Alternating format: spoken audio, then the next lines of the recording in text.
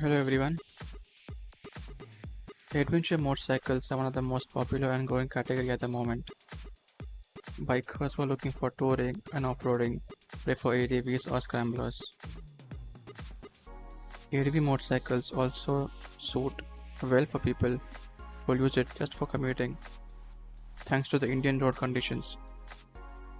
The high ground clearance, upright seating position, and purposefully built suspension setup help tackle bad roads and off-road trails with ease. In the Indian market, the category was started by Royal Enfield with the Himalayan 411. The idea was to make a motorcycle that can handle the water crossings and broken roads of Ladakh. And it did. It had a 411cc long stroke motor that produced sufficient amount of torque to crawl through bad roads. What it lacked was top-end performance. It was not a mile muncher that could do triple-digit speeds without being under stress. 80 to 95 km per hour was the sweet spot. This kind of hampered the highway experience. So Royal Enfield developed a motorcycle that could fill in the gap and gave us the Himalayan 450. This is a direct competition to the Adventure 390. I've made a separate review video on both the motorcycles. You can have a look at it. The link to that would be in the description.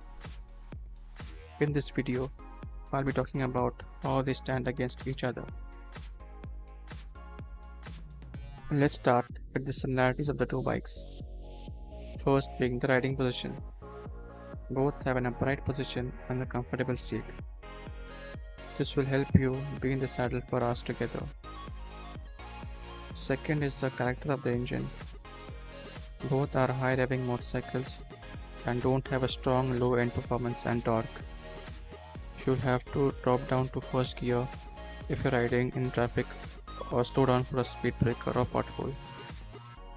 There are chances that the bike will stall if you try to pull it on second or third gear from a standstill. Third similarity is the features. Both the motorcycles get ride-by-wire throttle, riding modes, TFT display, slipper clutch. However, the KTM Adventure 390 packs a bigger punch with traction control, cornering ABS, and quick shifter.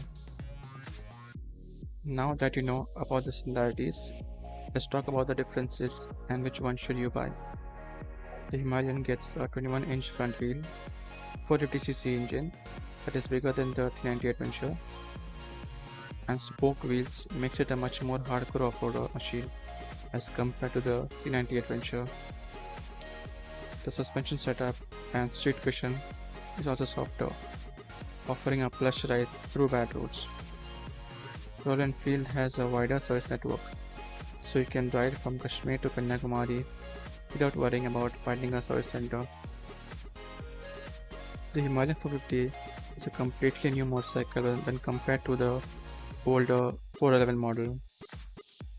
It gets a new liquid-cooled engine, features like ride-by-wire, riding mode to be seen first on a Royal Enfield.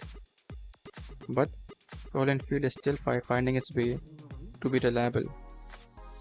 Many users have complained about the balls of the engine falling off, the mirror bolts getting loose while riding, the chassis cracking, and the joystick of the TFT display not functioning like it should. You'll also see a lot of inconsistency in the motorcycle's performance when you take a test ride from different showrooms. Buying a Royal Enfield motorcycle feels like a gamble. If you get a good motorcycle from the lot, you'll be happy. But if you get a motorcycle that was not checked well during the manufacturing process and production, your motorcycle will be parked in the service center most of the time. And the reputation of Royal Enfield service centers are not good either. Coming to the KTM, we have a tried and tested 373cc liquid cooled engine that has been receiving improvements over the years. The ATV 390 focuses more on highway touring rather than hitting the dirt road. It is fast, comfortable, and has sufficient place to mount luggage for your tours. The 19-inch front wheel alloy wheels, and forward set saddling position does not work in favor while off-roading, but it does the job. The suspension setup is on the stiffer side and the seat is firm. This hampers the comfort but provides stability on highways. It gets alloy wheels with tubeless tires, so less chances of a puncture and easier to fix if any. The earlier KTM 390 engines used to heat up a lot, but that has been fixed in the newer models. Even during the test ride, I didn't feel any heat on my legs or the temperature didn't rise above normal. The service centers of KTM is much more customer oriented and reliable than that of Royal Enfield.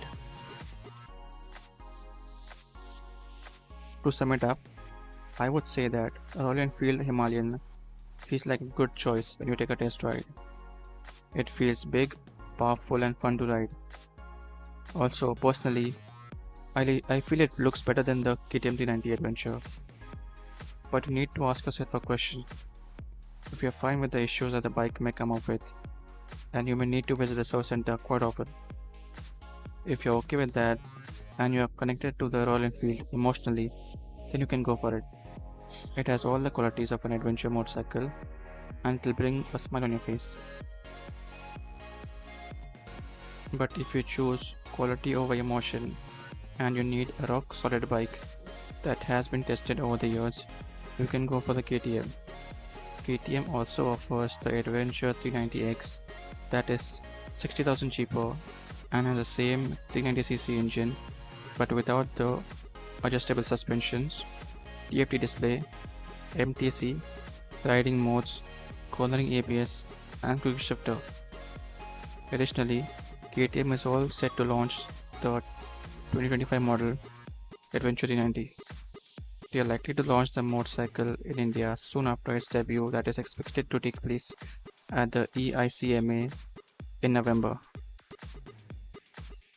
I hope this video has given you some additional clarity to help you make your buying decision.